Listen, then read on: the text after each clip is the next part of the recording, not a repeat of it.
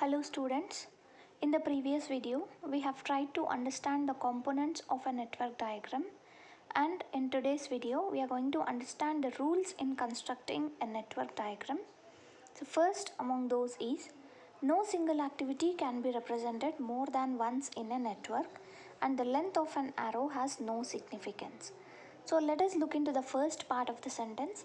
No single activity can be represented more than once in a network. That means a particular activity must be represented only once. So the same activity should not be represented more than once. And the second part tells us that the length of an arrow has no significance.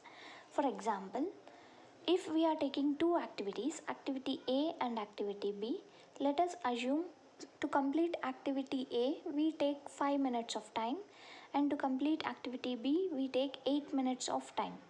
So normally when we observe two activities, activity B is taking more time. So activity B is taking more time, 3 minutes and 5 minutes. So normally what we assume, so when we are drawing an activity, so activity is represented by arrow. So when we draw an arrow, normally we draw a small arrow for 3 minutes and a lengthier one for 5 minutes. So this sentence is telling that so length of an arrow has no significance. That means so length does not depend upon the time taken by an activity. So this is the first rule. So no activity can be represented more than once and the length of arrow has no significance. And the second rule is the event numbered 1 is the start event and an event with highest number is the end event. So while we are numbering the events, so first event should be numbered as 1 and the event with the highest number will be the end event. Before an activity can be undertaken, all activities preceding it must be completed. For example, if we want to undertake activity B, so before that activity A must be compulsorily completed, and that is the activities must flow in a logical sequence. So that means another activity can be taken once the previous activity is completed. So there must be a sequence in the activities. And the third rule is in assigning numbers to events, there should not be any duplication of event numbers in a network. That means any number, for example, if we have 9 activities and 10 events, so event numbers cannot be given multiple times. I cannot give number 2 for 3 or 4 events. I cannot give number 3 for 2 events. So I can allocate only one number for one event. And next one, dummy activities must be used only if it is necessary to reduce the complexity of a network. So unnecessarily we should not use a dummy activity.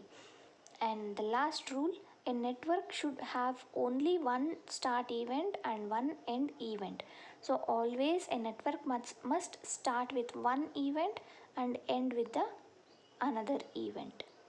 So these are the various rules for constructing a network diagram. You're going to understand in detail when we solve the problems of network diagram.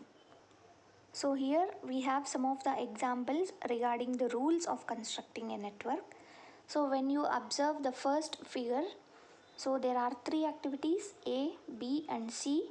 There are 4 events, so which are represented by circles, nodes. So there are 4 nodes and 3 activities. So read the text given there. Activity B can be performed only after completing activity A and activity C can be performed only after completing activity B. So to which rule this diagram is related? So the diagram is related to second rule. So next activity must be undertaken only after completing the previous activity. Now move to the next diagram. So we can find 2 events there and there are 3 activities A, B and C. So text given there, activities B and C can start simultaneously only after completing A.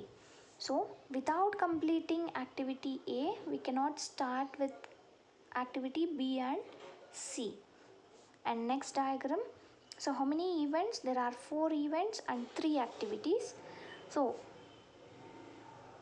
when you observe here A and B activity, which terminology you remember? It is merge event, and here it is burst event. So in this diagram we have 4 events and 3 activities. So text given there, activities A and B must be completed before starting activity C. And look at the last diagram, how many events? We have 5 events and 4 activities A, B, C and D. So in this diagram we have one dummy activity. Yes, you can observe here one dummy activity. So activity C must start only after completing activities A and B. Why we have included B here? Because there is relationship between these two events. There is one dummy activity here. So before starting C, A and B must be completed, and before starting activity D, so both before starting D activity, so B activity must be completed. And let us understand how to number the events. So step 1, number the start or initial event as 1. So starting or initial event we should give the number as 1, and from event 1 strike off all outgoing activities. This would have made one or more events as initial event. Number that event as 2. And step 3, repeat step 2 for event 2, event 3 until the end event, and the end event must always have the highest number. You are going to understand this in detail while we are solving problems